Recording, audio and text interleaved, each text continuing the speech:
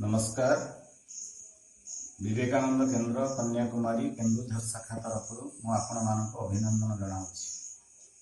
टिके समय आगु आपण मैंने योगासन प्राणायाम विषय जो अभ्यास कले से योग विषय मुझे संक्षेप अवगत करने को जाऊँगी। अंतर्जातीय योग दिवस उपलक्षे जून 21 तारिख आमे समस्ते सांप्रतिक ये जो भयावह परिस्थिति मध्य पालन करने को जाउछंती। यह होची डिजिटल अभ्यास। यही परिप्रेक्षी योग संपर्क में प्राचीन ऋषि महर्षि पतंजलि जो व्याख्या करिसंती, जोटा आमर शरीर मन संबंधी एवं आमको एक उच्चतर सोपान रे पहुंचाई पारिबो से विषय मु संक्षेप में उल्लेख करुछि। योग केवल शारीरिक व्यायाम नुह आसन प्राणायाम मध्य सीमित नुह। कई योग को एक आध्यात्मिक उपासना बोली कहती, किंतु योग होची जीवन प्रवाहर एक धारा, जीवन एक चलनी। योग दि वे ऑफ लाइफ। तेणु आमे समस्ते न चाहिए मध्य आमे परिवार सहित अछंती, समाज सहित अछंती, राष्ट्र सहित अछंती। जेमिति गोटे वृक्ष तार शाखा ठार भिन्न नुहे बा गोटे मनीषर शरीर तार अंग प्रत्यंग को छाड़ी इंद्रिय मान को छाड़ी तिष्टि पारे नाही, से भली आमे समस्ते ये समाज, ये राष्ट्र, ये परिवार सहित अंगांगी भाव जड़ित।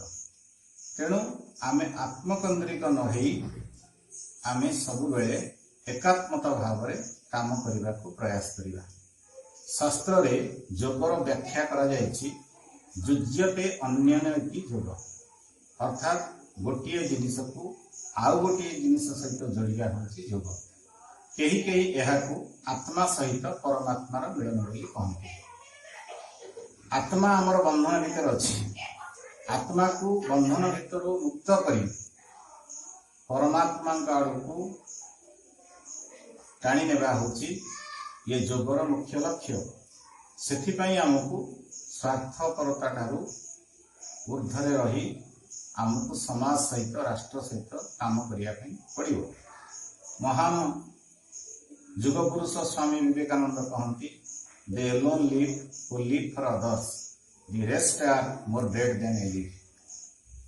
महर्षि पतंजलि योगर संज्ञा देवा जाई कहिसंती, योग चित्त वृत्ति निरोध।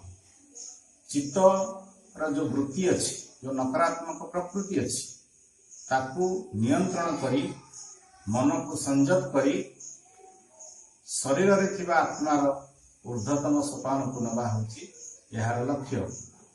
आमे अनेक समय चित्त द्वारा इंद्रिय मान द्वारा आमे भ्रमित होती।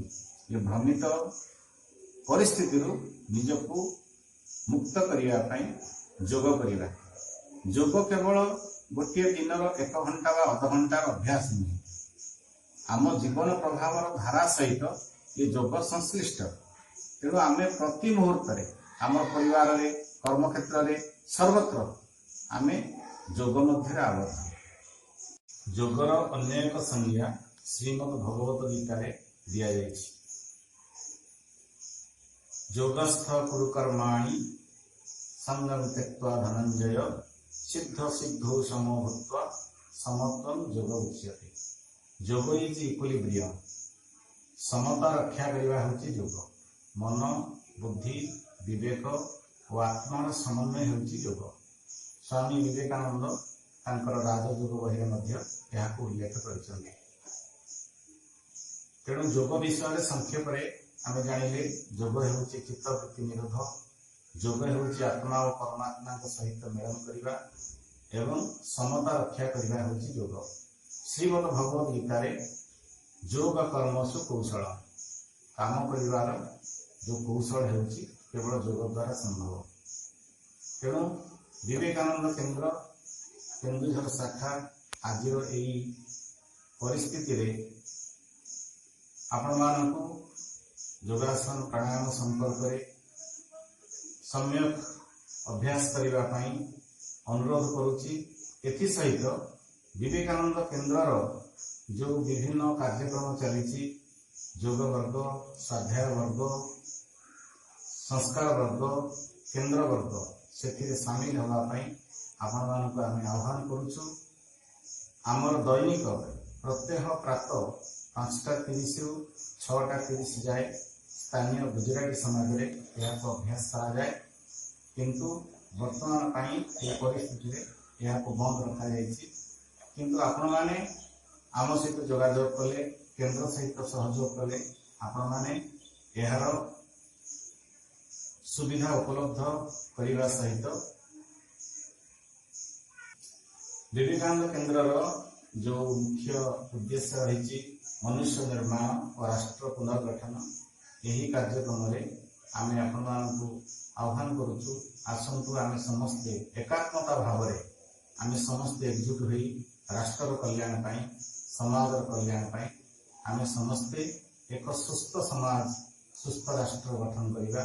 एसत आसतु आम प्रार्थना करवा, सर्वे भवन्तु सुखिनः, सर्वे सन्तु निरामयाः, सर्वे भद्राणि पश्यन्तु, मा कश्चित् दुःखभाग् भवेत्।